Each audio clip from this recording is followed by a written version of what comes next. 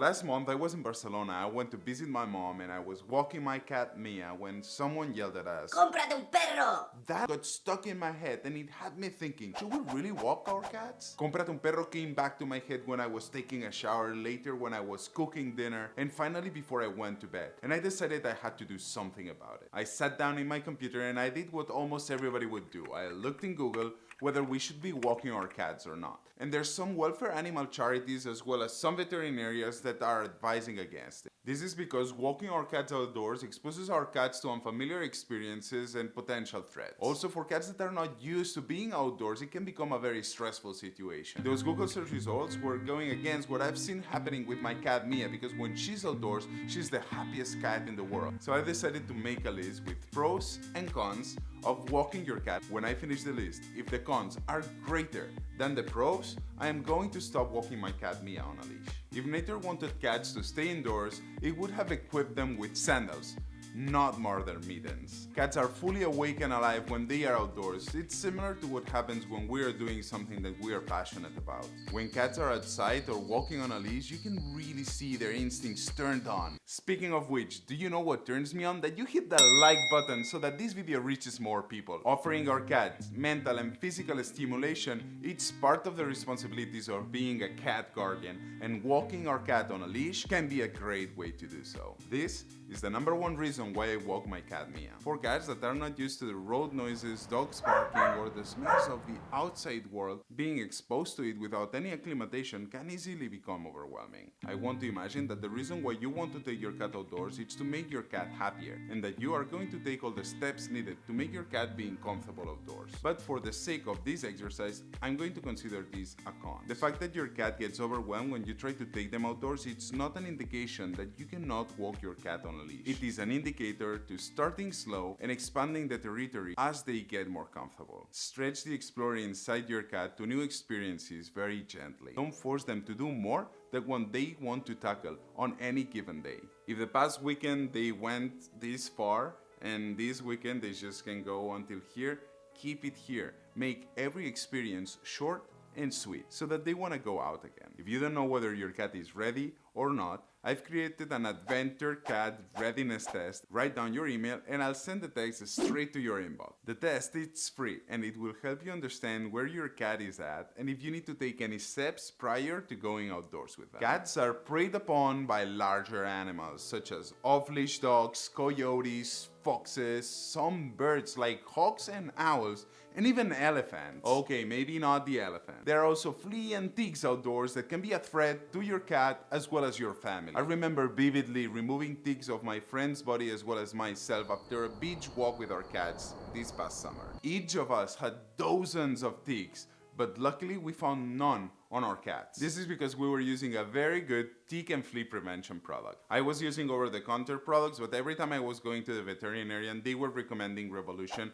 and I decided to give it a try. The other two beautiful things about Revolution is that it lasts a month, and if our cats lick it when we apply it, it's not toxic for them, unlike all the on-the-counter products that we can find. This product cannot be bought on Amazon. You will have to speak with your vet, but if you speak with your vet, most likely they have it available because it's the #1 tick prevention system that veterinarians recommend. And I know that this is sounding like a sponsored video, but it is not. I am getting $0 for recommending you this product. It's only a product that I use and that I love that turned out to be very effective that day on the beach. So hit the like button to thank me for this great advice. Yes, there are risks when going outdoors. There's nothing safer than staying at home on the sofa. But it's a life locked down, a life worth living. We've experienced that ourselves during the pandemic. By being outdoors in situations that are stimulating, your cat creates a positive association between you and the outdoors. When uncertainty or stress happens, your cat will rely on you to protect them. This will strengthen the bond between you and your cat as they will seek shelter and protection on you. Developing the bond and the trust with my cat Mia, it's invaluable for me, and going outdoors has really enabled it for us. Cats have a ton of energy. Sometimes we play with our cats and it feels like there's no way we can drain all their energy. If you're interested in knowing what are the best ways to play with your cat, take a look at this video here. But when that doesn't seem to work, walking our cat on a leash is one of the best ways to drain our cat's energy. They will stalk, chase, and pounce around until their energy is gone. Some of the most cozy evenings I've had with Mia were after long hikes where Mia had the opportunity to unwind, drain all her energy, and when Mia is very tired, she usually seeks for a safe spot where she can take a deep rest, and usually I'm the winner for that. So she sits next to me and we spend some nice time together. Many cats will go into on-demand mode when they get used to being outdoors. They will vocalize and howl as loud as possible their expectations that they want to be let out. Sometimes they will run from window to window, and others will keep an eye out for any door that's open, any window that's available to crack it open and dash outside. This is just proof of how enriching and how valuable being outdoors is for our cats. But it doesn't make it less annoying or less dangerous. To prevent our cats from howling, darting, or dashing through the door, positive reinforcement and routine are going to be our best friends. Try to take your cat out consistently. You pick it.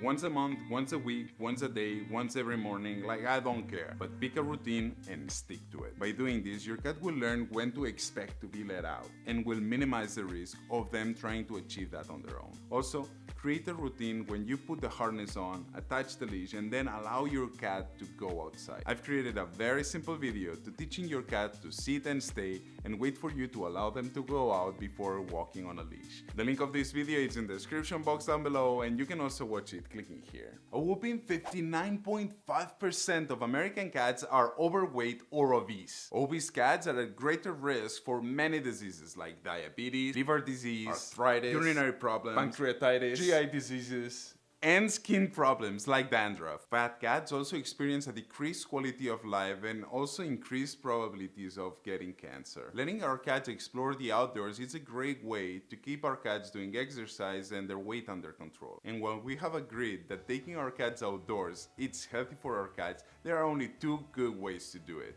on a catio or on a leash, because they are the only two ways where we protect our cat as well as the environment. If you choose to walk your cat on a leash, do not use a collar. You need to use a harness, and you need to find a harness that's in line with your cat's confidence when outdoors. I created a video comparing all the harnesses under $20 on Amazon. You can take a look at this video. If you don't know what harness to get, this is a great resource to making the right choice for your cat. All these resources that I keep mentioning during the video can be found in the description box down below. So if you don't want to watch it now, don't worry, you can do that later by clicking on the description box down below and looking to the videos that I mentioned. If you want more information about the leash or the harness that I use with Mia, you can find all the information on our website, www.outdoorbengal.com. But again, all the links are in the description box down below. Losing my cat when walking on a hike is to me the scariest thing in the world. She cannot possibly find her way back home, and I could not stay there forever trying to find her because I have responsibilities to attend to in the city. After walking with her in many different environments with things happening all around us, I can say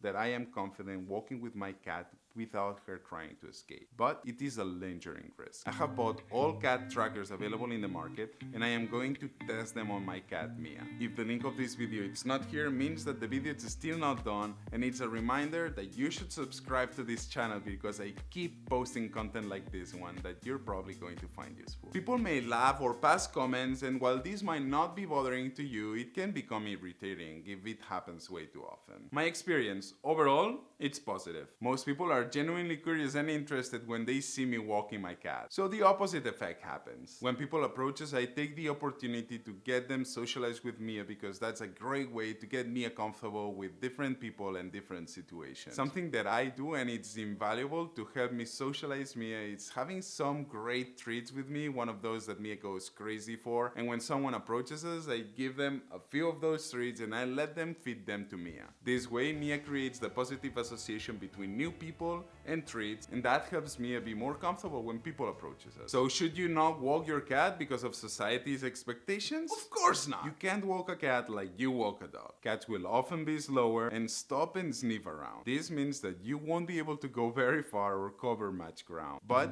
again, we are not doing this for us, we are doing this for our cats. So take it easy and let them enjoy the experience. If you like hiking, if you want to go far, go out equipped with a backpack with some patience and treats, you should be able to do almost any hike. For long treks, don't forget your cat's food and your cat's water. They get dehydrated faster than humans, and sometimes it might be hard to get in them to drink. So try to bring wet food instead of kibble when you go out with them. The thing is that while cats do love to explore, they do so in a very different way than dogs. Not all cats have outdoor predisposition, particularly cats that are old and have never done it before. So it should be decided on a cat-by-cat basis. No one knows your cat better than you. But there's only one way to know for sure. Don't walk your cat on a leash without doing the adventure cat test first to make sure that you're not exposing your cat to something that you should not.